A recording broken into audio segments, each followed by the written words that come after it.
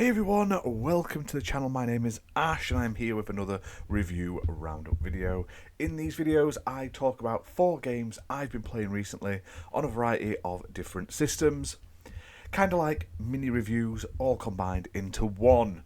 Now I'm going to jump straight in with the first game, and it's Cat's Request. Now, I played this on Xbox. It's developed by BOV Games and published by Sometimes You. Released on the 14th of the 8th, 2024, and I was lucky enough to be sent a copy of this game. So big thank you to them for that. Now on Xbox, it's playable on Xbox One and Xbox Series X and S, priced at £8.39. It's also available on PC and other systems.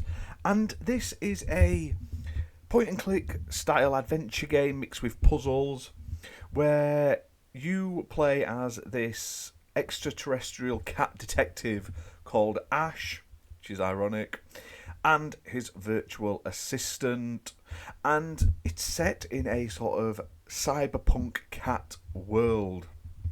Now, you'll have to work your way through a variety of levels, completing increasingly more difficult puzzles. You have to work between Ash and his assistant. Like, some of the times you have to play as the assistant to get into certain locations that Ash can't, etc. You have to complete tasks to get paid for them from other cats. And honestly, it's quite nice. The graphics are quite interesting on it. The environments are unique. Like I say, I do like the cyberpunk aesthetic mixed with like cats. It's definitely unique in that sense. Only complaint is there isn't any sort of voice acting in the game. It is very much a quiet text-based game with obviously background music.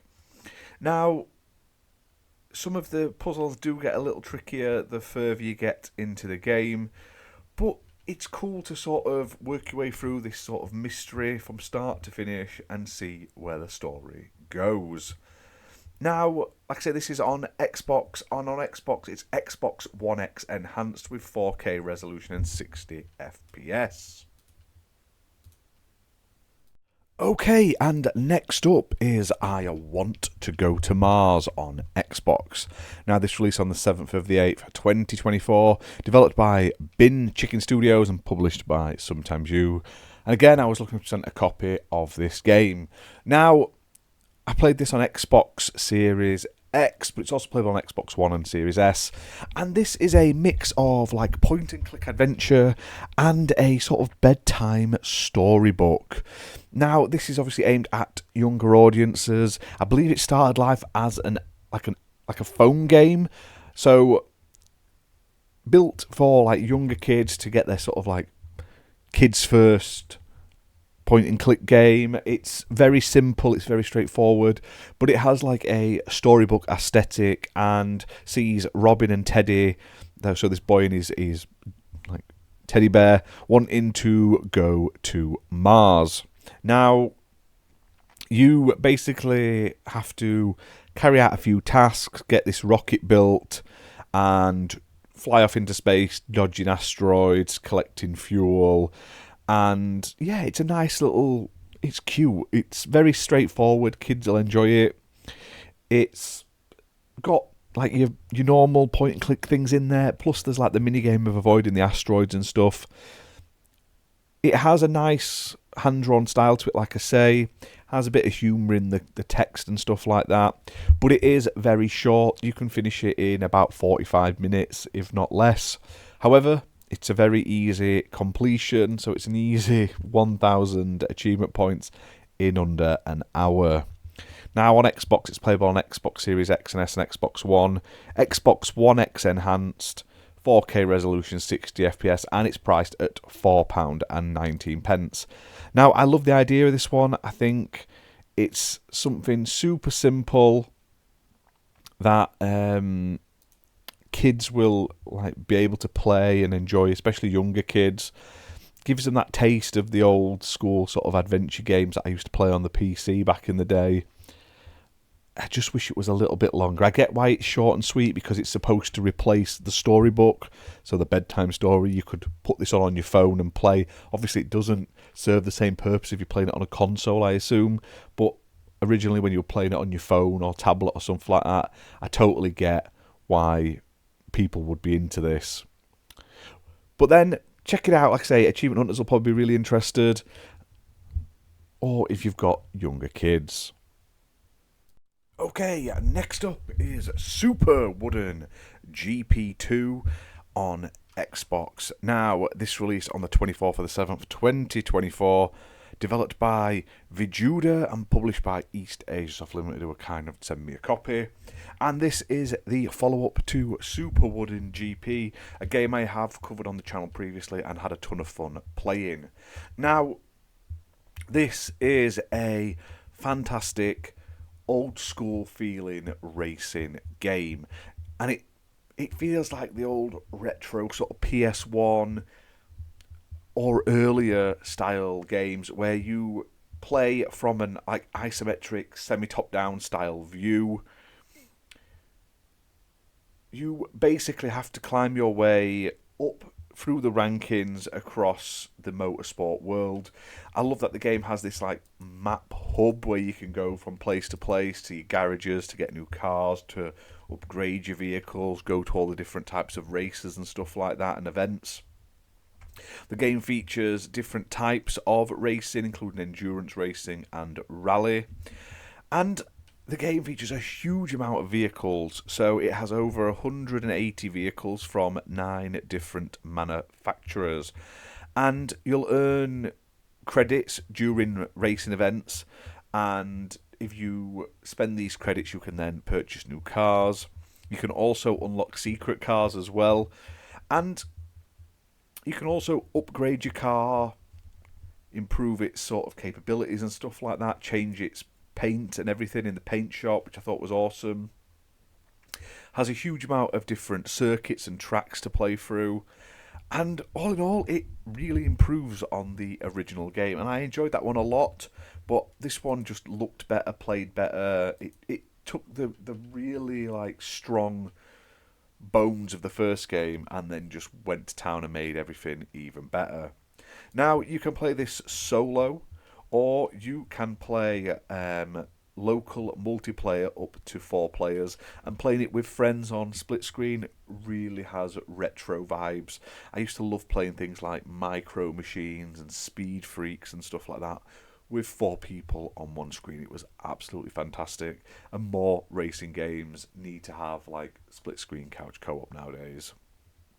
Now, this game is really fun, and it's not a bad price either. It's priced at £10.74. A very good sequel. Like I say, I didn't think they'd get much better than the first one, but they've really upped the game.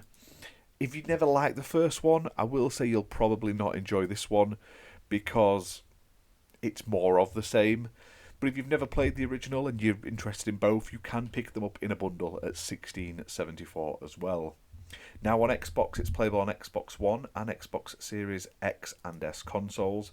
It's optimised for Series X and S with 4K resolution and 60 FPS. And like I say, yeah, really good game. Another great little release from East Asia Soft as a publisher. They've also brought it over to PS4, PS5 and Nintendo Switch. Okay, and last up is In Celebration of Violence. Now, this came out back in 2021 on Xbox, published by Dolores Entertainment, and they sent me this a bit ago, but it's been on the back burner. I've never got around to playing it, and I have finally. And oh my god, it wrecked me. It broke me badly. Now, this is a fantasy action roguelite, and the first thing I liked about this game was the look of it. It has a real low poly, sort of pixelated look to the graphics, but it gave me mega Broforce vibes in terms of that, and then the blood splatter everywhere and stuff, and I thought that was great. That instantly got me into it. Now, this sees you playing as this like amnesiac killer who's trying to basically kill gods. Now, what you have to do is play your way through this game, beating off enemies, killing bosses, basically parrying, dodging attacks, because they're what keep you from being brutally murdered over and over again. This is like a 2D roguelike Dark Souls, basically. And wow, it has a massive sort of crazy learning curve. Like, you have to get used to it, and you have to get used to it fast, or you will die. You will die, and you will die again. You'll be murdered, you will get frustrated, and you'll want to throw your controller out the window. Now, eventually, you'll obviously get additional abilities, you'll get improvements with each run. The world is nice and varied, it's procedure generated, so every time feels a little bit better and different. So I do like that. I just think it takes quite a while to get going, and it might be too much of a grind for some people. Now, there are some really cool enemy types. I did enjoy the variety there. And there is a lot to do in the game. It's just the challenge may be a little too much for some people. It's definitely a game that doesn't hold your hand. Now, this is playable on Xbox One and Xbox Series X and S consoles, and it's priced at £9.99. So if you want a challenging roguelike game set in a fantasy world, smashing enemies up, filled with blood, gore, death, with a combat system where you really have to think about when you attack, when you dodge, and when you block, fighting off like monsters, zombies, bandits, through a variety of different environments, from swamps to cities, dungeons and plains and stuff like that. All that sort of cool stuff. Definitely check this one out. But anyway, guys, that's that for this review roundup video. Which of the 4 games tickled your fancy? Which of the 4 would you want to play? Let me know down in the comments below. Or have you played any already?